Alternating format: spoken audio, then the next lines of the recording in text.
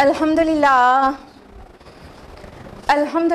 وحدہ والصلاة والسلام علی من لا نبی بعدہ واعوذ باللہ من الشیطان الرجیم بسم اللہ الرحمن الرحیم یا ایھا الناس قد جاءتکم موعظۃ من ربکم وشفاء لما فی الصدور وہدی ورحمۃ للمؤمنین۔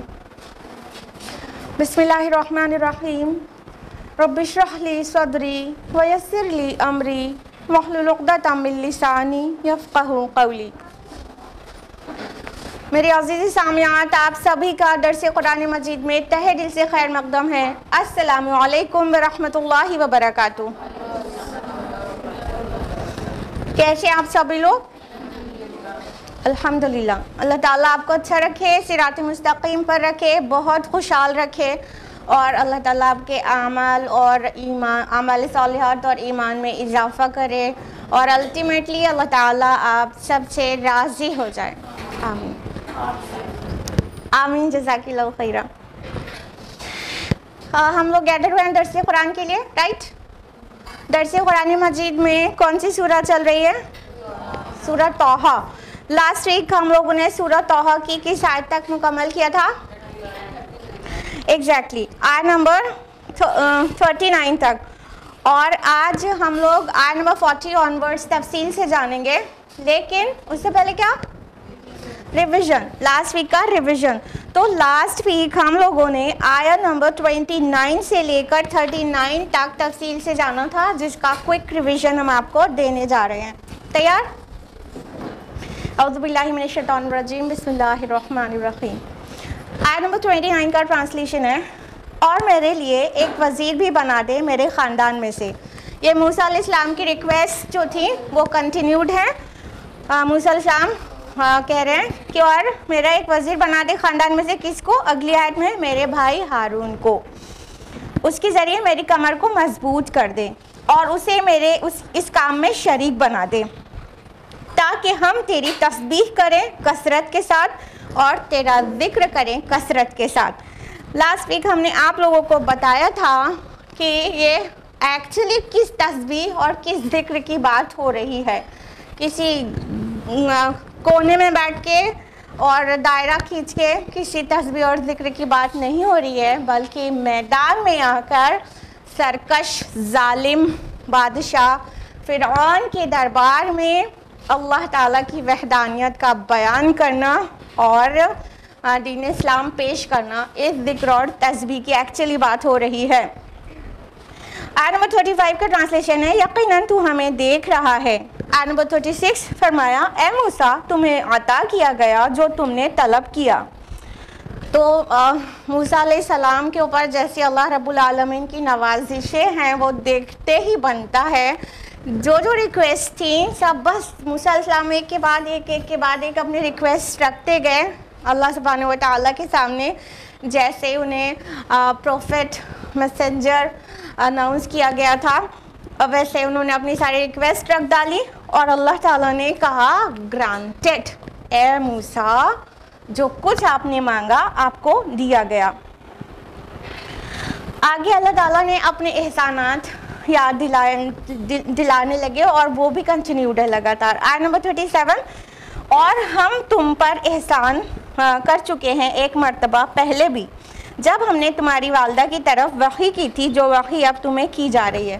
تو اب اللہ رب العالمین موسیٰ علیہ السلام کے اوپر اس سے پہلے بھی جو بھی بلیسنگز رہ چکی ہیں وہ اللہ تعالیٰ یاد دلا رہے ہیں موسیٰ علیہ السلام کو کہ اے موسیٰ تم کو تو ہم نے مطلب کتنے نازوں سے کہاں پلوایا ہے، تم دیکھو تمہارے ساتھ بچپن سے کتنے احسانات میرے جڑے ہوئے ہیں، تو اب ہم تم کو کیسے چھوڑ دیں گے، جو تم مانگ رہے ہو سب دیں گے، اور تمہارے ساتھ ہم ہیں۔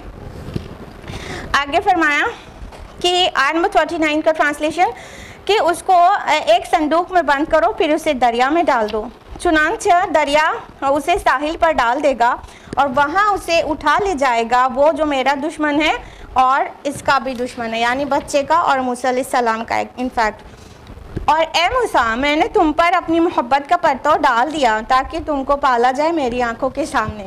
تو اللہ تعالیٰ نے سب سے پہلے وہ والا احسان یاد دلایا، جیسے ہی موسیٰ علیہ السلام پیدا ہوئے تھے تو اللہ تعالیٰ نے کیا احسان کیا تھا ان کے اوپر کہ سارے بنی اسرائیل کے لڑکوں کو قتل کر دیا جاتا تھا، لیکن موسیٰ علیہ السلام کو کس انوکھے انداز سے اللہ تعالیٰ نے موسیٰ علیہ السلام کو محفوظ کیا اور اس محل میں پرورش کرایا جو دشمن تھا موسیٰ علیہ السلام کا بھی اور اللہ تعالیٰ کا بھی دشمن تھا۔ لاسٹ ویک ہم نے آپ کو بتایا تھا کہ اللہ تعالیٰ کا دشمن کس معنی میں اور موسیٰ علیہ السلام کا دشمن کس وجہ سے۔ تو یہ ہو گیا آیت نمبر 39 تک کا ریویژن۔ اب ہم لوگ آیت نمبر 40 آنورڈز تفصیل سے جانیں گے انشاءاللہ۔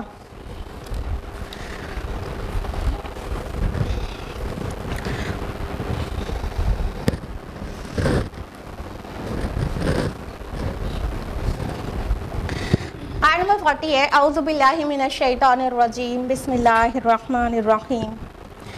اذ تمشی اختک، جب تمہاری بہن چلتی جا رہی تھی، فَتَقُولُ هَلْ أَدُلُّكُمْ عَلَىٰ مَنْ يَكْفُلُهُ، تو اس نے کہا میں تمہیں بتاؤں اس خاندان کے بارے میں جو اس کی کفالت کرے۔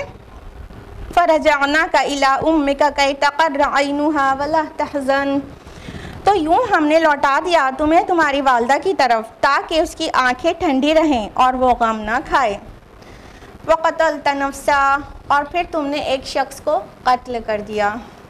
فَنَجَّيْنَاكَ مِنَ الْغَمِّ وَفَتَنَّاكَ فُتُونًا، تو ہم نے تم کو اس غم سے بھی نجات دلائی اور پھر ہم نے تمہیں مزید بہت ساری آزمائشوں سے گزارا۔ فَلَبِثْتَ سِنِينَ فِي أَهْلِ مَدْيَنَ، پھر تم کئی سال اہل مدین میں رہے۔ ثُمَّ جِئْتَ عَلَىٰ قَدَرٍ يَا مُوسَىٰ، پھر تم یہاں آ گئے اس طے شدہ فیصلے کے مطابق اے موسیٰ۔ یہ تھی آیت نمبر 40، اور اب ہم لوگ اس کو تفصیل سے جانیں گے ایک ایک فقرے کو۔ تسلسل بنانے کے لیے آپ وہ چیزیں ساری مائنڈ میں ریکال کر لیجئے کہ کس طرح موسیٰ علیہ السلام کو ڈال دیا گیا تھا نائل ریور میں، پھر وہ نائل ریور بہتی ہوئی جا رہی تھی اور فرعون کے محل کے پاس سے گزر رہی تھی، اور آسیہ اور فرعون وہاں پر سیر کے لیے گزرتے تھے شام کو، تو وہاں پر آ کر وہ باکس جس میں موسیٰ علیہ السلام تھے وہ ٹھہر گیا تھا۔ تو جب وہ آسیہ اور فرعون کو وہ باکس ملا تو آسیہ کا دل چاہا کہ اتنا خوبصورت اور پیارا بچہ اسے وہ پال لے، اور فرعون کو اس نے کنونس کر لیا۔ تو آسیہ بچے کو اٹھا کر محل میں لے جاتی ہے، اور اتنا زیادہ اللہ تعالیٰ نے انہیں خوبصورت بنا دیا تھا، اتنا کیوٹ انف تھے موسیٰ علیہ السلام کہ مطلب کہ کوئی بھی دیکھتا تو اس کے بہت زیادہ پیار آ جاتا۔ تو اتنے ظالم بادشاہ کو بھی اس بچے کے اوپر پیار آ گیا، سبحان اللہ۔ تو اللہ تعالیٰ نے کیسے پلان کیا؟ وَمَكَرُوا مَكَرَ اللَّهُ وَاللَّهُ خَيْرُ الْمَاكِرِينَ، وہ بھی پلان کرتے ہیں اور اللہ بھی پلان کرتا ہے، اور اللہ بیسٹ پلانر ہے۔ سورہ آل عمران کے نمبر 54 میں اللہ تعالیٰ نے واضح کیا ہے کہ جو بھی اللہ تعالیٰ کے دشمن پلان کریں گے وہ جیسے بھی چاہیں پلان کریں، لیکن اللہ بیسٹ پلانر ہے۔ تو وہ جو فرعون تھا وہ کس طرح بنی اسرائیل کے بیٹوں کو قتل کر رہا تھا، اور اللہ کا کیا پلان تھا کہ کس طرح سے کتنے شان کے ساتھ اور کتنے نرالے انداز میں اللہ تعالیٰ نے موسیٰ علیہ السلام کو اسی کے محل میں پہنچا دیا۔ تو جب موسیٰ علیہ السلام پہنچے، بیبی موسیٰ علیہ السلام پہنچے محل میں، تو وہاں جو بھی شاہی داعیہ تھیں اور وہ جتنے بھی مطلب فیڈ کرانے والی لیڈیز تھیں، یعنی جن کے بچے چھوٹے تھے یا تو پریگننٹ تھیں، تو وہ سب کو فیڈ کرانے کی سب سے کوشش کی گئی موسیٰ علیہ السلام کو، لیکن کسی کا بھی مطلب فیڈ ہی نہیں کر رہے تھے موسیٰ علیہ السلام۔ تو جب موسیٰ علیہ السلام کی ماں کو اللہ تعالیٰ نے ڈھارس بندھا دی تھی کہ وہ ان کا دل تھما رہے، تو انہوں نے موسیٰ علیہ السلام کی بہن کو تو ایٹ لیسٹ لگا دیا تھا کہ دیکھو کہاں جاتا ہے وہ باکس، تو وہ فالو کرتی ہوئی جا رہی تھی، جو موسیٰ علیہ السلام کی بہن تھی۔ تو موسیٰ علیہ السلام کی بہن کا نام تورات میں مریم آتا ہے، اور اگر تورات کی مانے تو وہ موسیٰ علیہ السلام سے 15 سال بڑی تھیں۔ تو وہ باکس کو فالو کرتی ہوئی جا رہی تھی۔ جب انہوں نے دیکھا کہ وہ ہوا یہ کہ فرعون اور آسیہ اسے محل میں لے گئے ہیں، تو وہ محل میں بھی چلی گئیں. ظاہر ہے اپنے بھائی کی ان کو بھی بہت زیادہ والی محبت ہوگی, تو وہ آؤٹ آف کیوریوسٹی اور ان کی حفاظت کے نقطۂ نظر سے بھی وہ ہر جگہ فالو کر رہی تھی. تو موسیٰ علیہ السلام کی بہن ان کو دیکھتی جا رہی تھی, اور وہ یہ جب ماجرا دیکھتی ہیں کہ کوئی کا بھی دودھ منہ کو لگا ہی نہیں رہے بیبی موسیٰ علیہ السلام, تو وہ ان کو جھٹ موقع مل جاتا ہے, اور وہ کہتی ہیں کہ کیا میں تمہیں ایسی فیملی نہ بتاؤں جو مطلب اس کی کفالت کرے. یعنی انہوں نے فوراً اپنی ماں کا کیا مطلب اشارہ دیا کہ ایک دائی کو میں جانتی ہوں جس کا سارے بچے بڑی خوشی سے اس کا دودھ پی لیتے ہیں, تو وہ امید ہے کہ وہ والی دائی کا دودھ پی لے گا یہ بچہ. تو وہ جلدی سے مطلب وہ انٹروڈیوس کرتی ہیں, تو پھر ان کو بلایا جاتا ہے, موسیٰ علیہ السلام کی جو ایکچوئل مدر تھی ان کو بلایا جاتا ہے. تو موسیٰ علیہ السلام جھٹ سے ان کا دودھ منہ میں لگا لیتے ہیں اور پیٹ بھر کے پی لیتے ہیں, اور سارے لوگ جو وہاں پر مطلب سبھی لوگ چاہ رہے تھے بھائی آسیہ ملکہ ہے, ملکہ کو ایک بچے پہ پیار آ گیا ہے اور ملکہ چاہتی ہے اسے اپنے یہاں پالنا, اور اسے چھوٹا بچہ ہے وہ بھوکا ہے اسے دودھ پلانا ہے, اور پورا محل ہلا حل ہے, کوئی دودھ کو منہ ہی نہیں لگا رہا ہے وہ بچہ. اور پہلے اس طرح کے فیڈرز آف کورس نہیں استعمال ہوتے ہوں گے, ماں کا دودھ ہی پلایا جاتا تھا, یا تو جو دائی رکھی جاتی تھی ویٹ نرس اس کا دودھ پلایا جاتا تھا. تو بہرحال کسی کا بھی دودھ منہ کو لگا ہی نہیں رہتے, تو اللہ تعالیٰ نے وہ سب کا دودھ موسیٰ علیہ السلام پر حرام کر دیا تھا. یعنی کسی کو مطلب منع تھا, اس چھوٹے سے بچے کو منع تھا کہ وہ کسی کا بھی دودھ منہ کو لگائے. تو جب موسیٰ علیہ السلام کی والدہ آتی ہیں اور ان سے کہا جاتا ہے, ریکویسٹ کیا جاتا ہے یہ بچہ ہے اس کو دودھ پلانا ہے, ملکہ کہہ رہی ہیں بھائی, تو موسیٰ علیہ السلام جب دودھ پینے لگتے ہیں تو ظاہر ہے وہاں ایک خوشی کا ماحول ہو جاتا ہے, اور سارے ان لوگ کی خوشی تو بہت چھوٹی تھی جو ماں کو خوشی ہوئی ہوگی. تو اللہ رب العالمین اس کو بطور احسان ذکر کر رہے ہیں قرآن حکیم میں کہ یوں ہم نے لوٹا دیا تمہیں تمہاری والدہ کی طرف تاکہ اس کی آنکھیں ٹھنڈی رہیں اور وہ غم نہ کھائے. سبحان اللہ, یہ مطلب اللہ کا پلان ہے. کتنا جیسے کسی کی مطلب امیجنیشن سے لکھی ہوئی سٹوری بھی ہو تو اتنی انٹرسٹنگ اور اتنی مزے کی نہ ہو جیسے ریالٹی میں ہوا کہ مطلب کسی کا دودھ بھی بچہ نہیں پی رہا ہے, اور اپنی جو سگی ماں ہے اس کا دودھ فٹافٹ پینے لگ جاتا ہے, اور اس ماں کو چونکہ مطلب عہد لیا گیا ہے اس سے کہ وہ ڈسکلوز نہیں کرے گی کہ وہ اس کی ماں ہے, تو اللہ تعالیٰ نے ان کے دل سے عہد لے لیا تھا کہ وہ ڈسکلوز نہیں کریں. تو انہوں نے مطلب اپنی بے قراری بے چینی کو مطلب اظہار نہیں کیا کہ یہ ایکچولی میرا ہی بچہ ہے. اگر ایسا بول دیتی تو پھر بچے کی تو جان پہ آ جانے والی تھی. تو وہ ان کی ماں نے ظاہر ہے بتایا نہیں, ڈسکلوز نہیں کیا. تو رات میں بہت ساری تفصیلات آتی ہیں اس کے متعلق, اور موسیٰ علیہ السلام کی والدہ کے متعلق, اور فرعون کی بیوی جو قرآن نے ریکٹیفائی کیا ہے وہاں پر تورات میں فرعون کی بیٹی آئے الفاظ.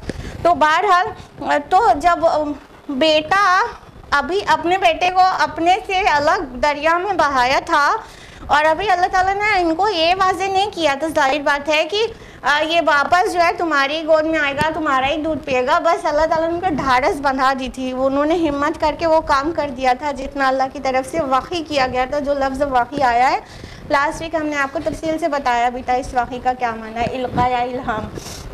تو بہرحال جب موسیٰ علیہ السلام ان کو دودھ پینے لگتے ہیں تو ظاہر ہے ماں کا دل ٹھنڈا ہو جائے گا, اس کی آنکھیں ٹھنڈی ہو جائیں گی. اولاد والدین کے لیے آنکھوں کی ٹھنڈک ہے نا.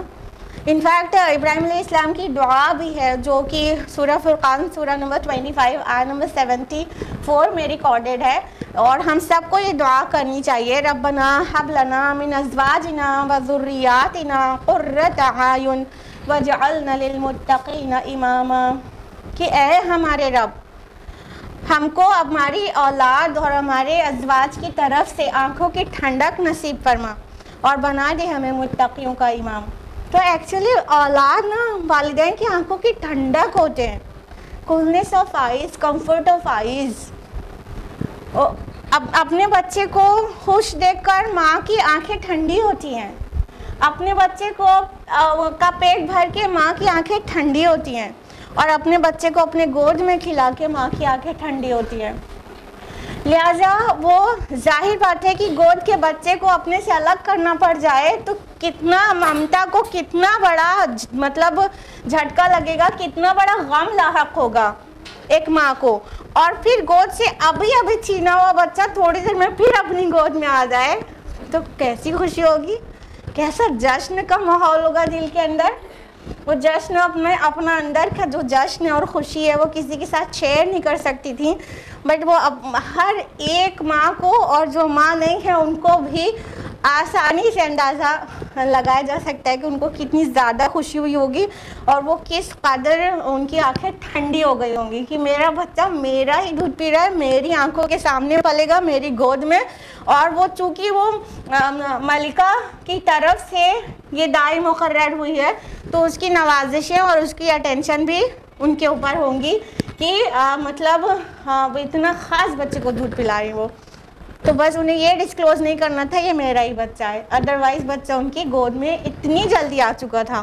مطلب کسی کا بچہ اگر بچھڑ جائے تو پھر پتہ نہیں کتنے سال کے بعد ملے، وہ الگ سین ہے، لیکن ابھی دل پہ کلیجے پہ پتھر رکھ کر اللہ تعالیٰ کا جیسا حکم تھا اس کو مان کر اس کو اپنے سے الگ کیا تھا، اور ایک بھی فیڈ لینے سے پہلے وہ واپس اپنی گود میں آ گیا، سبحان اللہ۔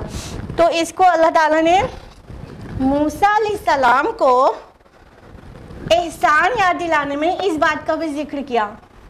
اب بظاہر تو یہ لگتا ہے کہ یہ تو احسان تھا موسیٰ علیہ السلام کی ماں کے اوپر، تو موسیٰ علیہ السلام کے لیے جب اللہ تعالیٰ کہہ رہے ہیں ہم نے تم پر اور بھی احسان کیے ہیں موسیٰ، اور پھر یہ والی بات کا ذکر کر رہے ہیں، تو اس سے کیا پتہ چلتا ہے؟ ایکچولی اگر پیرنٹس خوش ہیں تو یہ بچوں کی خوشی ہے، اور اگر بچے خوش ہیں تو یہ پیرنٹس کی خوشی ہے۔ تو جیسے ایک اولاد کو پلتے پھولتا دیکھ کر ماں باپ کی آنکھیں ٹھنڈی ہوتی ہیں، انہیں خوشی ملتی ہے، اسی طرح ہونا تو یہی چاہیے، اور ہر جگہ نہیں ہوتا، یہ افسوس کی بات ہے کہ ماں باپ کی خوشی میں بھی بچوں کی خوشی ہونا چاہیے۔ یہ دیکھیں ہم نے بہت بڑی بات کہی ہے، ہونا یہی چاہیے لیکن ہوتا نہیں ہے ہر جگہ۔ ہاں کیا ہوتا ہے، بچے بڑے ہو کر اپنی جب ان کی شادیاں ہو جاتی ہیں تو وہ اپنی فیملی میں اتنا بزی ہو جاتے ہیں اور اپنے بچوں میں اتنا لگ جاتا ہے، اور اپنی بیوی اگرچہ وہ نیک اور صالحہ نہیں ہے اس سے متاثر ہو کر اپنی ماں سے بہت بے رغبتی کرنے لگتے ہیں، اور ماں کی خوشی اور ماں کی ضرورت ان کے لیے خوشی کا باعث نہیں ہوتی۔ وہ یہ بہت عجیب بات ہے، جبکہ ہونا تو یہی چاہیے نا کہ ماں باپ کی خوشی میں بچوں کی بھی خوشی ہونا چاہیے، جس طرح ہر قیمت پہ بچوں کی خوشی میں ماں باپ کو خوشی ہوتی ہے۔ جب بچہ کہیں کامیاب ہوتا ہے تو ماں کو ایسا لگتا ہے وہ جیت گئی ہے، جب بچے کو ترقی ملتی ہے تو ماں کو لگتا ہے کہ اس سے بڑی ترقی اس کو زندگی میں کبھی نہیں ملی۔ تو ماں باپ کے یہ سینٹیمنٹس ہوتے ہیں اولاد کے لیے، انفیکٹ اولاد کے بھی یہی ہونا چاہیے، اور نیک صالح لوگوں کے ہوتے ہیں۔ نیک اولاد کے یہی خوشی کا باعث ہوتا ہے کہ اس کے والدین کنٹینٹ ہیں اور سیٹسفائیڈ ہیں، تو وہ بھی خوش ہوتے ہیں۔ تو موسیٰ علیہ السلام کے ایمان کی کیا کہیے، تو اللہ تعالیٰ موسیٰ علیہ السلام کی والدہ کے اوپر جو احسان کیا تھا اس کو موسیٰ علیہ السلام کے اوپر کیا ہوا احسان بنا کے یاد دلا رہے ہیں۔ آگے کنٹینیوڈ ہے اللہ تعالیٰ کے احسانات کا ذکر جو موسیٰ علیہ السلام پر کیے گئے تھے۔ اگلا فقرہ ہے وَقَتَلْتَ نَفْسًا، اور تم نے ایک شخص کو قتل کر دیا تھا تو ہم نے تمہیں اس غم سے نجات دلائی اور پھر ہم نے تمہیں مزید آزمائشوں سے گزارا۔ تو اللہ رب العالمین نے موسیٰ علیہ السلام پر وہ احسان یاد دلایا، کون سا؟ جو موسیٰ علیہ السلام سے ایک بلا قصد قتل ہو گیا تھا، قتل غیر عمد۔ اب وہ اس کا پورا کانٹیکسٹ آپ کو پتہ ہوگا نا، پھر بھی ہم لائٹ سا بتا دیتے ہیں کہ موسیٰ علیہ السلام جب گزر رہے تھے ایک قبطی اور ایک اسرائیلی میں جھگڑا ہو رہا تھا، تو اسرائیلی نے موسیٰ علیہ السلام کی ہیلپ سیکھ کی کہ وہ قبطی سے اس کو بچائیں اس کی مار اس کے جھگڑے سے۔ تو موسیٰ علیہ السلام نے دیکھا کہ وہ جو قبطی ہے وہ زور زبردستی کر رہا ہے اور یہ جو اسرائیلی ہے اس کی غلطی نہیں ہے. ان کو ایسا لگا تو انہوں نے اسرائیلی کی مدد میں، اس میں یہ عصبیت نہیں تھی کہ وہ اسرائیلی ہے تو ہمارا ہے، تو ان کو حق یہ معلوم ہوا کہ یہ جو اسرائیلی ہے یہ جو ہے مظلوم ہے اور قبطی زیادتی کر رہا ہے. تو انہوں نے مظلوم کی مدد میں قبطی کے اوپر ایک مکہ رسید کیا. پھر وہ تو موسیٰ علیہ السلام کا مکہ تھا. وہ کس کا مکہ تھا؟ موسیٰ علیہ السلام کا مکہ تھا. کیا ہوا؟ قبطی وہیں ڈھیر ہو گیا. اب یہ قتل عمد تو تھا نہیں، قتل غیر عمد تھا. انہوں نے ہرگز نہیں چاہتے اس کو جان سے مار دیں. انہوں نے تو بس ایک مکہ لگایا تھا اور وہ بلا قصد قتل ہو جاتا ہے. پھر موسیٰ علیہ السلام کو جو غم پہنچتا ہے کہ یہ انہوں نے کیا کیا، یہ ان سے کیا ہو گیا، قرآن نے اس کا تذکرہ کیا ہے کہ موسیٰ علیہ السلام بہت زیادہ غمگین ہو جاتے ہیں اس بات سے کہ اتنا بڑا مطلب گناہ ہو گیا ان سے. قتل غیر عمد تو تھا لیکن تھا تو قتل. اور ایک کوئی بھی شریف النفس انسان اور ایمان جس کا پختہ ہو اس کو کتنا زیادہ مطلب رنج ہوگا اگر اس کے ہاتھ سے کسی کا قتل ہو جائے. تو موسیٰ علیہ السلام کو بہت ہی زیادہ غم پہنچا دو طرح سے.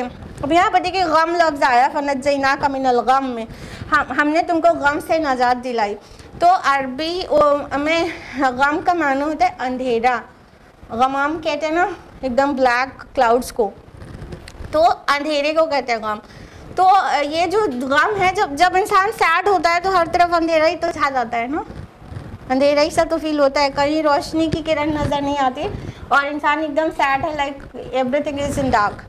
تو موسیٰ علیہ السلام بالکل اندھیرے میں چلے گئے تھے، مطلب اتنا غم میں ڈوب گئے تھے کہ ان سے کیا ہو گیا. تو ایک تو اللہ تعالیٰ کا خوف تھا جس بات کا انہیں تکلیف تھی کہ مطلب میں اپنے رب کو کیا منہ دکھاؤں گا، مجھ سے اتنا بڑا گناہ ہو گیا. اس کے لیے انہوں نے ریپینٹ کیا، اللہ تعالیٰ سے خوب توبہ کیا، خوب استغفار کیا اور اللہ تعالیٰ نے ان کی توبہ قبول کر لی. تو ایک تو یہ ہے ریلیف ان کا اس غم سے کہ وہ جو ان کی سیڈنس تھی اور وہ جو ان کے ڈارک ہو گیا تھا سب کچھ ان کے سامنے، تو ان کی جو گریف تھی اللہ تعالیٰ نے اس سے کس طرح نجات دی کہ انہوں نے توبہ کی تو اللہ نے قبول کی توبہ اور انہیں معاف کر دیا. اور دوسرے ٹائپ کا جو غم تھا وہ کیا تھا کہ حکومت کی طرف سے وہ کسی مطلب چارج ان کے اوپر آ چکا تھا کہ ایک قبطی کا قتل ہو گیا ہے اور موسیٰ علیہ السلام کیونکہ اتنا انصاف پسند اور شریف النفس انسان تھے ہی، ظاہر سی بات ہے، تو وہ جب بھی بنی اسرائیل کو دیکھتے تھے ظلم و ستم سہتے ہوئے تو ان کی طرف سے بولتے تھے اور ان کے اوپر یہ فرعون اور فرعونی لشکر جو بھی ظلم کرتے تھے اور ان کے ساتھ جیسا دوگلا برتاؤ کرتے تھے، جیسے بڑے بڑے مطلب جان لیوا مشقتیں ان سے لیتے تھے، تو اس کے خلاف موسیٰ علیہ السلام بولنے لگے تھے. اور پورے رعایا میں ایک مطلب یہ چرچا تھا کہ موسیٰ بڑا سائیڈ لیتا ہے بنی اسرائیل کا. تو یہ چیزیں وہ وہاں پہ پھیل چکی تھی، وہ جوان ہو چکے تھے، بچپن کی بات تو ہے نہیں، تو تب تک وہ یہ چیزیں عام ہو ہی چکی تھیں. تو اب جب ایک قبطی کا قتل ہو گیا تو ان کے لیے بہت آسانی سے موسیٰ علیہ السلام کے خلاف ان کو سزا دینا یا ان کو قتل کرا دینا ان کے لیے بہت آسان ہو گیا. تو موسیٰ علیہ السلام کو دوسری گریف جو تھی وہ یہ تھی کہ اب فرعون کی جو حکومت کا جو سزا ہوگی اس سے میں اپنے کو کیسے بچاؤں گا. تو بہرحال اگلے دن تک تو ان کا یہ جو ایکشن تھا وہ چھپا ہوا تھا اور اگلے دن وہ فاش ہو گیا تو وہ اور بھی سیڈ ہو گئے. اور اس سیڈنس سے، اس گریف سے موسیٰ علیہ السلام کو اللہ تعالیٰ نے کس طرح نکالا کہ ان کو مدین کی طرف رخ کرنے کی رہنمائی کی. تو وہ وہاں سے نکل کر مدین کی طرف چلے گئے اور وہاں پر وہ محفوظ تھے، گئے تھے. اور پورا سین تو آپ نے سورہ قصص میں پڑھا ہی ہوگا کہ گئے تھے تو کس مطلب کس حال میں تھے, کتنا تھکے ہوئے تھے, کوئی پرسان حال نہیں, کچھ نہیں, ایک پیڑ کے نیچے بیٹھ کر اللہ تعالیٰ سے مطلب دعا کر رہے تھے, اور اللہ تعالیٰ نے وہ اسی وقت سمجھ لیجئے دعا کو سن لیا, اور وہ جو 2 خواتین نے اپنے جانوروں کو پانی پلانے کی پلوایا تھا, مطلب موسیٰ علیہ السلام نے خود چاہا تھا کہ ان کی ہیلپ کر دیں, تو اس طرح سے ان کو ایک فیملی کا پروٹیکشن مل چکا تھا. تو اس طرح سے اللہ تعالیٰ نے اس غم سے جو کہ حکومت کی طرف سے تھا موسیٰ علیہ السلام کو نجات دی. ٹھیک ہے, تو یہ دونوں طرح کے جو غم تھے, ایک اللہ کا خوف تھا تو اللہ تعالیٰ نے توبہ قبول کی, اور دوسرا حکومت کا خوف تھا تو اللہ تعالیٰ نے مصر سے سیفلی ان کو مدین پہنچا دیا, اور وہاں ایک فیملی کا پورا ایک پروٹیکشن, اور بلکہ وہیں نکاح بھی ہو گیا تھا. کہتے ہیں کہ شعیب علیہ السلام تھے جن کی ڈاٹرز تھی, لیکن اس بات کی کوئی تحقیق نہیں ہے کہ وہ شعیب علیہ السلام تھے وہ شخص اور ان کی ڈاٹر کے ساتھ موسیٰ علیہ السلام کا نکاح ہوا تھا. کئی مفسرین لکھتے ہیں شعیب علیہ السلام تھے, لیکن یہ بات کوئی تحقیق سے پتہ نہیں چلتی ہے. تو اللہ تعالیٰ نے اس اپنی بلیسنگ کا, اس اپنے احسان کا بھی یاد دلایا موسیٰ علیہ السلام کو, اور پھر فرمایا تم کئی سال اہل مدین میں رہے. تو آپ کو پتہ ہے کہ جب وہاں موسیٰ علیہ السلام مدین میں جب اس فیملی سے کانٹیکٹ میں آئے تھے, تو ان لوگوں نے, وہ جو بھی شیخ تھے, شعیب علیہ السلام کہا جاتا ہے, پتہ نہیں تھے کہ نہیں تھے, بہرحال وہ جو بھی مدین کے جو شیخ تھے انہوں نے یہی شرط رکھی تھی کہ ٹھیک ہے وہ مطلب ان کو اپنے پروٹیکشن میں لے سکتے ہیں, اس کے لیے وہ اپنی بیٹی کا نکاح بھی ان کے ساتھ کر سکتے ہیں, اس کے بدلے میں ان کو منیمم 8 ایئرز تک وہاں پر سرو کرنا ہوگا, اور اگر 8 کا وہ 10 ایئرز کر دے تو وہ ان کی طرف سے ہوگا. تو 8 to 10 ایئرز وہاں پر مدین میں ان کو ٹھہرنا تھا. تو 8 سے 10 سال, کیونکہ 8 سال کے تو وعدہ تھا, 8 پہ کہا تھا 2 سال اور آپ بڑھا دیں گے تو آپ کی مرضی ہے. تو 8 سے 10 سال موسیٰ علیہ السلام مدین میں ٹھہرے تھے. تو اللہ تعالیٰ نے یہاں پر فرمایا کہ تم کئی سال اہل مدین میں رہے, یعنی ان کا مدین میں رہنا کتنا ان کے لیے ریکوائرڈ تھا, کیونکہ یہاں ان کی جان کو خطرہ تھا مصر میں. پھر اللہ تعالیٰ نے فرمایا کہ ثم جئت علی قدر یا موسیٰ, سبحان اللہ, تم یہاں آ گئے ایک طے شدہ فیصلے کے مطابق اے موسیٰ. یعنی اے موسیٰ یہ الٹپ نہیں تھا جو کچھ ہوا تمہارے ساتھ. کہاں سے بگن کیا گیا کہ ان کی پیدائش ہوتی ہے, انہیں دریا میں ڈال دیا جاتا ہے, وہاں سے اللہ تعالیٰ بلیسنگز اپنی یاد دلا رہے ہیں موسیٰ علیہ السلام کو. اور کب یاد دلا رہے ہیں؟ موسیٰ علیہ السلام مدین سے 8 یا 10 سال پورے کر کے لوٹ رہے ہیں مصر کی طرف. بیچ میں ان کو وحی آ جاتی ہے, وہ رسول ڈکلیئر ہو جاتے ہیں, ان کو ایک اپوائنٹ کر دیا جاتا ہے کہ جانا ہے فرعون کی طرف دعوت لے کر, تم اللہ کے رسول ہو. تو یہاں پر اللہ تعالیٰ فرما رہے ہیں کہ تم یہاں آ گئے ایک طے شدہ فیصلے کے, ایک قدر کے اوپر اے موسیٰ. یعنی یہ یوں ہی نہیں ہوتا چلا گیا, یہ تمہاری پیدائش سے لے کر آج تک کا پورا جو سٹوری ہے یہ ویل پلانڈ تھی, اور اللہ تعالیٰ نے ایک ایک چیز پلان کر کے رکھی تھی, اور اس کے ہو بہو اس کے مطابق ہوتی رہی, تب جو تم یہاں سے لوٹ رہے ہو اے موسیٰ. یعنی کہ اگر اسٹوری کا کوئی ایک لنک بھی مس ہو جاتا تو یہ دن یہاں پہ ایکچولی نہیں آ پاتا. ٹھیک ہے, کوئی ایک لنک مس ہو جاتا, مطلب کہ موسیٰ علیہ السلام کی پیدائش ہوئی بنی اسرائیل میں, ہاں, اور وہاں پر اگر ڈسکلوز ہو جاتا ہے اسرائیلی کا ایک اور بچہ پیدا ہوا ہے تو اس کو قتل کر دیا جاتا, تو وہاں پہ ڈسکلوز نہیں ہونے پایا. اور اللہ تعالیٰ نے موسیٰ علیہ السلام کی ماں کو وحی کی کہ اس کو پانی میں ڈال دو, اور اگر وہ ڈالنے کی ہمت نہیں کر پاتی تو آگے کی اسٹوری بن ہی نہیں پاتی. انہوں نے ڈالا ہمت کر کے, اگر وہ بہہ جاتے اور کہیں ڈوب جاتے تو یہ جو موسیٰ علیہ السلام ایک رسول ہیں اور ان کو ایک بہت بڑے مشن پر بھیجے جانا ہے, وہ پاسبل ہی نہیں ہو پاتا. اور اگر وہ فرعون خود نہیں اٹھا لیتا, کوئی اور بھی اٹھا لیتا تو بھی دیکھ لیا جاتا کہ اسرائیلی کا بچہ قتل کر دیا جاتا. اور اگر وہاں پر موسیٰ علیہ السلام کی جو دودھ پلانے والی کوئی اور ہوتی تو وہاں موسیٰ علیہ السلام کی ماں کو آنکھوں کی ٹھنڈک نصیب نہیں ہوئی ہوتی، اور اس طرح موسیٰ علیہ السلام کی ایسی شان سے پرورش نہیں ہوئی ہوتی. سبحان اللہ. کہاں تو اس کی جان کو خطرہ ہے کسی کی، اور کہاں محل میں اس کی پرورش ہو رہی ہے. تو اس طرح، اور اگر موسیٰ علیہ السلام کے ہاتھ سے اس قبطی کا قتل نہیں ہو جاتا تو وہ مدین نہیں جانے کا کوئی وجہ نہیں بنتی، اور وہ مدین نہیں جاتے تو ادھر سے لوٹنے کا کوئی مطلب نہیں تھا، تو پھر اس دن میدان طویٰ میں وہ حاضر نہیں ہوتے. اور اگر ان کی فیملی ان کے ساتھ نہیں ہوتی تو وہ اپنی فیملی کے لیے جو آگ لینا چاہتے تھے وہ اس روشنی کو دیکھ کر ادھر لپکتے نہیں، اور اللہ تعالیٰ سے ان کی گفتگو نہیں ہوتی. کہنے کا مطلب یہ پوری سٹوری ویل پلان تھی، یہ قدر کے اوپر ہوا ہے. اللہ تعالیٰ نے ہر چیز کا اندازہ مقرر کر رکھا ہے، اس پر چیزیں ہوتی ہیں. تو اللہ تعالیٰ نے موسیٰ علیہ السلام سے فرمایا کہ ارے موسیٰ، تم تو ایک قدر کے اوپر یہاں پر تم کو لایا گیا ہے، تم ایسے ہی الطف یہاں سے نہیں گزر رہے ہو، تم کو یہاں لایا گیا ہے اے موسیٰ. اس کے بعد جو انداز ہے سبحان اللہ کہیں دیکھنے کو نہیں ملے گا. وَاسْتَنَعْتُكَ لِنَفْسِي، اور میں نے تو بنایا ہے خاص تم کو اپنے لیے. سبحان اللہ. اللہ رب العالمین کہہ رہا ہے ایک بندے سے کہ تم کو تو میں نے اپنے لیے بنایا ہے. اگر یہ ہوتا لنفسی کی جگہ لامری بھی ہو سکتا تھا، لدینی بھی ہو سکتا تھا، کہ میں نے تم کو اپنے دین کے لیے بنایا ہے، اپنا حکم لگانے کے لیے بنایا ہے، اپنا مشن پہ اپوائنٹ کرنے کے لیے بنایا ہے. یہ سب ہوتا تو تھوڑی سی تو دوری ہوتی.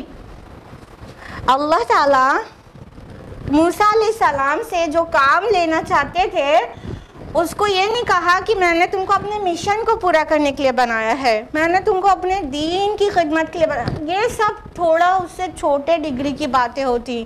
اللہ تعالیٰ انتہائی محبت کے ساتھ، کہا تو نا لاڈلے ہیں موسیٰ علیہ السلام، اتنے لاڈ سے پیار سے فرما رہے وَاسْتَنَعْتُكَ لِنَفْسِي، we have manufactured you O Musa for me, for myself. وَاسْتَنَعْتُكَ آیا ہے، تم کو بنایا گیا ہے. اللہ تعالیٰ کہہ رہے ہیں میں نے تم کو مینوفیکچر کیا ہے، تم کو بنایا گیا ہے میرے لیے. کام تو تھا دین کا، دعوت کا کام کرنا تھا فرعون کے سامنے جا کے. تو یہ ایک بہت بڑا مشنری کام تھا اور بہت کریج ریکوائرڈ کام تھا.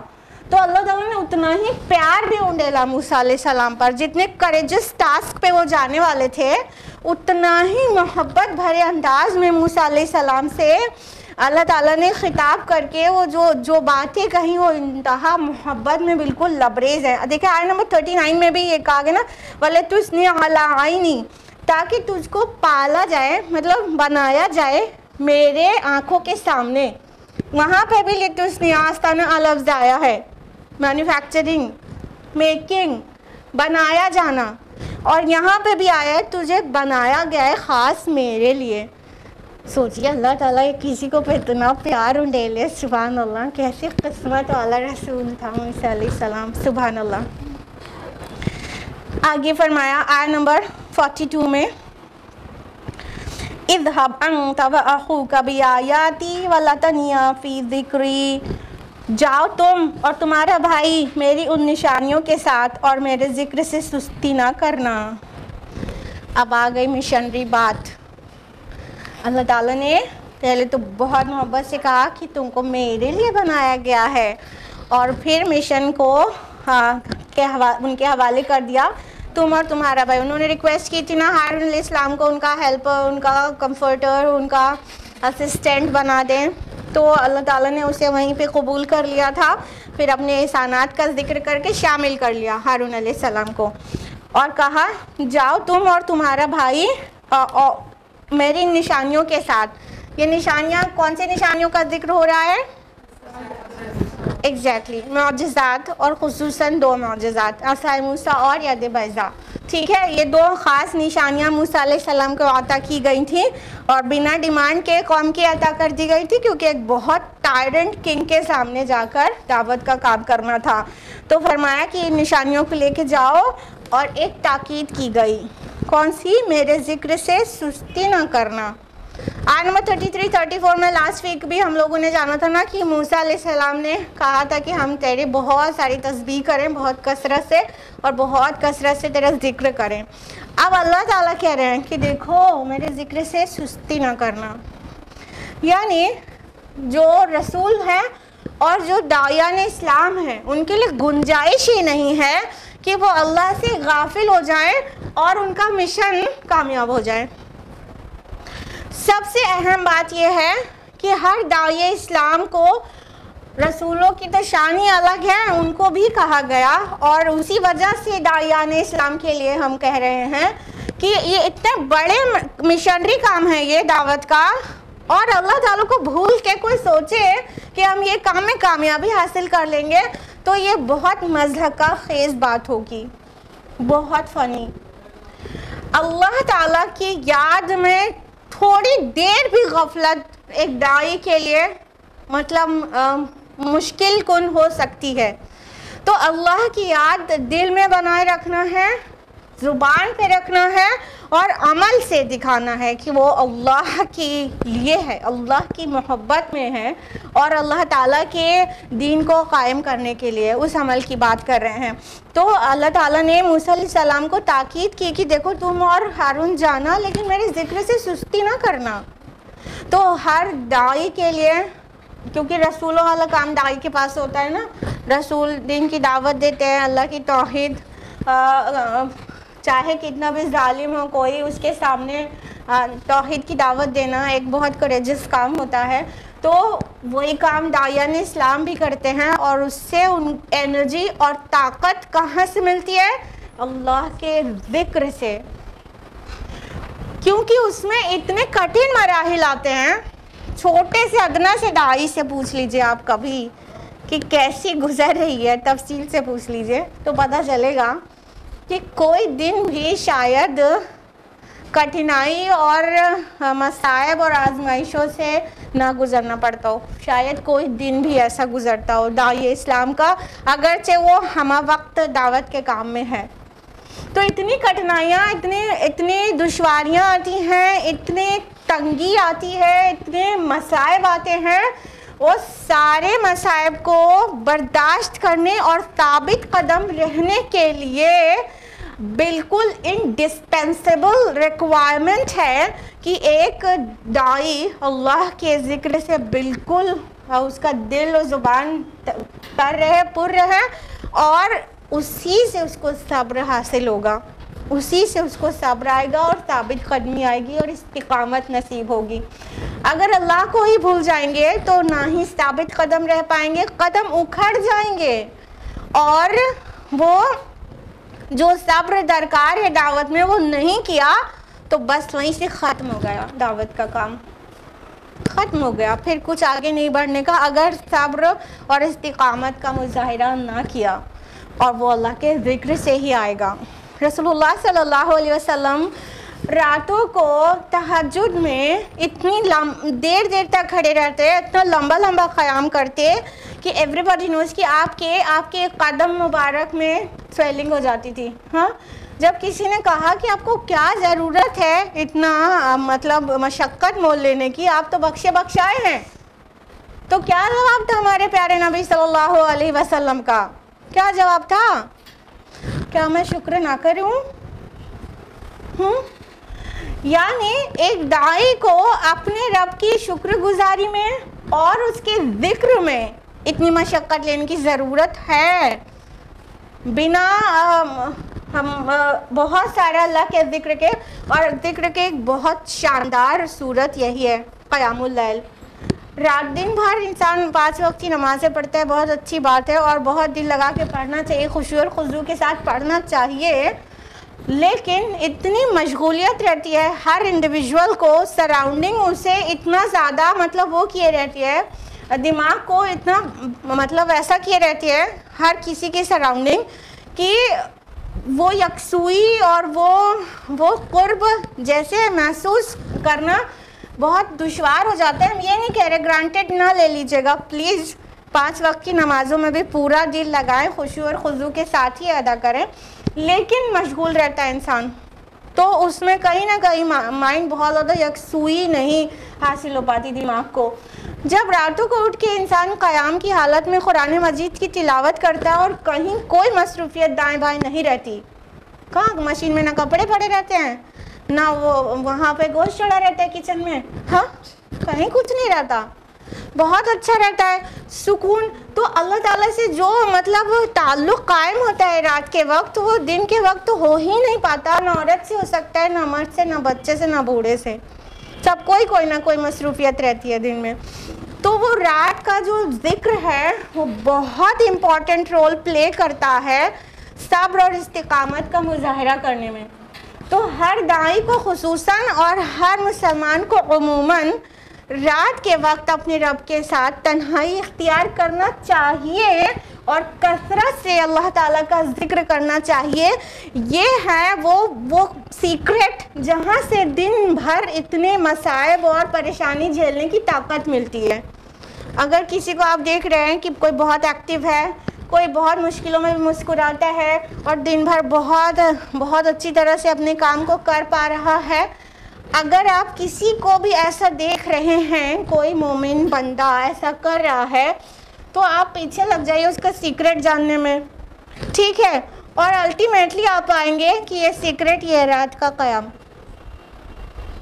مطلب ہائی چانسز یہی ہیں کہ آپ کو وہ سیکرٹ ملے گی رات کے قیام کی, کہ طاقت وہاں سے ملتی ہے, انرجی وہاں سے ملتی ہے, اور ثابت قدمی وہاں سے آسان ہوتی ہے, صبر وہاں سے آسان ہوتا ہے رات کے قیام سے.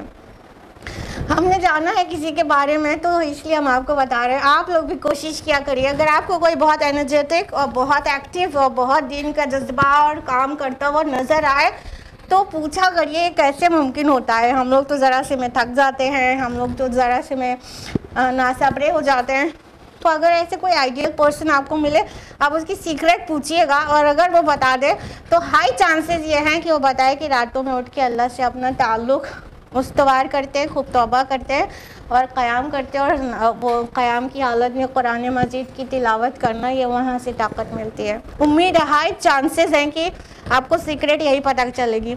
تو آپ کے بنا پوچھے ہم نے سیکرٹ اوپن کر دی ہے کہ اللہ کا ذکر خصوصاً راتوں میں یہ انسان کو کریج دیتا ہے اور طاقت دیتا ہے, صبر کو آسان کرتا ہے, مصائب کو برداشت کرنا یہ چٹکیوں والا کام ہو جاتا ہے اس کے لیے. تو اللہ تعالیٰ نے تاکید کی کہ تم دونوں بہت بڑے مشن پر جانے والے ہو, دیکھو میرے ذکر سے سستی نہ کرنا, اسی سے تم کو طاقت ملے گی ذکر سے. اذهب انت نمبر 43 اذهبا الى فرعون انه طغى, جاؤ تم دونوں فرعون کے پاس, یقیناً وہ بہت سرکش ہو گیا ہے. دیکھیں نمبر 24 میں بھی تھا نا, اذهب الى فرعون انه طغى, تب ایڈریس اللہ تعالیٰ کا موسیٰ علیہ السلام سے تھا تو سنگولر میں تھا, اذهب جاؤ, اے موسیٰ تم جاؤ. جب انہوں نے ہارون علیہ السلام کی ریکویسٹ کی کہ ان کے ہیلپ میں ہارون علیہ السلام کو بھی لگا دے, تو اللہ تعالیٰ اب جو ڈول میں کہہ رہا ہے اذهبا, تثنیہ کا صیغہ آ گیا, اذهبا تم دونوں جاؤ, کس کے پاس؟ اور باقی کا فقرہ پورا ویسا ہی ہے, الی فرعون انه طغى, فرعون کے پاس کہ وہ بہت سرکش ہو گیا ہے. پھر سارے ریکویسٹ کی, پھر اللہ تعالیٰ نے ریکویسٹ قبول کر لی, پھر اس کے بعد اللہ تعالیٰ نے اپنی نعمتیں یاد دلائیں, پھر اس کے بعد پھر آگے مشن پر کہ تم کو اس لیے بنایا ہے کہ تم کو فرعون کے سامنے جا کر یہ کریجس کام کرنا ہے, یہ کریجس ٹاسک تمہارے ذمے ہے, اور تم دونوں جاؤ, میرے ذکر سے سستی نہ کرنا, اور جاؤ فرعون کے پاس. اس نے بہت سرکشی اختیار کر لی ہے, وہ حد سے گزر رہا ہے. فَقُولَ لَهُ قَوْلًا لَيِّنًا لَعَلَّهُ يَتَذَكَّرُ أَوْ يَخْشَىٰ, تو دیکھو اس کے ساتھ نرم بات کرنا, شاید کہ اس طرح وہ سوچے یا ڈرے. اب یہاں بہت بڑی ٹیچنگ ہے, بہت بڑی. کیا کہا جا رہا ہے؟ پریویس آیت میں آیت نمبر 43 میں واضح کیا گیا کہ فرعون بہت بڑا سرکش ہے، انہو طغا، اس نے طغیانی اختیار کی ہے، وہ بہت ظالم اور بہت سرکش ہے، وہ حدوں کو پار کر چکا ہے اپنے ظلم کی۔ اور اگلی آیت میں کہا جا رہا ہے جاؤ اس کے ساتھ نرمی سے بات کرنا، اور شاید کہ وہ سوچے سمجھے ڈرے۔ کتنی عجیب بات ہے، اتنے بڑے سرکش اور ظالم کے پاس بھی بھیج کر اللہ تعالیٰ تاکید کر رہے ہیں اے موسیٰ ہارون کے ساتھ جانا تو نرمی سے بات کرنا فرعون سے۔ سوچئے کہ کوئی اتنا ظالم ہو اور اس سے بھی نرمی سے بات کرنے کے لیے کہا جائے تو ایک داعی کو کیا ٹیچنگ ملتی ہے، باقی لوگوں سے کیسے بات کرنی چاہیے۔ تو یہ جو نرمی سے نصیحت کرنے کا جو طریقہ ہے وہ آلموسٹ سب کے اوپر اثر انداز ہوتا ہے، آلموسٹ سب کے اوپر، ایکسیپشن تو ہمیشہ ہر کیس میں ہے۔ جس نے اپنی فطرت کو مسخ کر دیا ہے پوری، اور اس کی فطرت کی کوئی آواز ہی باہر نہیں آتی، تو ایسے انسان کو اوپر تو کوئی داعی تو کیا کوئی رسول کا بھی دعوت اثر نہیں کرتی، تو وہ کچھ تو ایکسیپشنز رہیں گے ہی۔ لیکن اگر نرمی سے کوئی بھی بات کسی سے بھی کہی جائے تو بہت بڑا حصہ انسانیت کا وہ نرمی سے کہی ہوئی بات کو پسند کرتا ہے۔ ماننا نہ ماننا بات کی بات ہے، لیکن ایٹ لیسٹ جو کہنے والا ہے اس کی بات کو پسند کیا جاتا ہے، اور جب پسند کیا جانا سب سے پہلی شرط ہے نا کہ سوچے گا اس کے بعد۔ جو آپ دعوت فکر دے کر آئیں گے، اگر ڈھیلا مار کہہ دیا ہوگا تو سوچنے کے دروازے آپ نے بند کر دیا۔ تو دعوت کے جو اگلے مراحل ہیں جو انسان کے اکیلے میں طے ہونے ہیں، اس کے اوپر کام کرنے ہیں، اس کا راستہ بند ہو گیا۔ لیکن اگر نرمی سے کہی گئی ہے بات، تو اگر کوئی بھی سپارک موجود ہوگا ہارٹ میں تو وہ نرمی والی بات سے اسے اثر ہو سکتا ہے، اس کا پازیٹیو ریزلٹس آ سکتے ہیں۔ جب وہ پونڈرنگ کرے، انٹروسپیکشن کرے، الٹیمیٹلی وہ سچ کو پا جائے تو وہ ایمان لائے گا۔ لیکن اگر وہ نہیں بھی طے، پھر سوسائٹی کے بارے میں انسان سوچتا ہے، حکومت کے بارے میں سوچتا ہے، ریجیکٹ کر دیتا ہے، وہ الگ بات ہے۔ لیکن سوچنے پہ جو اگلا سٹیپ ہے سوچنے کا، وہ تبھی انیشیٹ ہی ہوگا جب کہی گئی بات سامنے والے نے پسند کیا ہوگا، اور پسند نرمی والی بات آتی ہے۔ تو اللہ تعالیٰ نے فرعون کے لیے کہا کہ تم اس کے سامنے نرمی سے بات کرنا، شاید کہ وہ ڈرے۔ ہم اور آپ نہیں جانتے کہ فرعون کے دل میں کیا تھا اور کیسا تھا، کیا پتا اللہ جانتا، مطلب اللہ جانتا ہے کہ کیا پتا اس کے دل میں کوئی سپارک موجود تھا جس کو اس نے دبایا ہے اور نو کیا ہے۔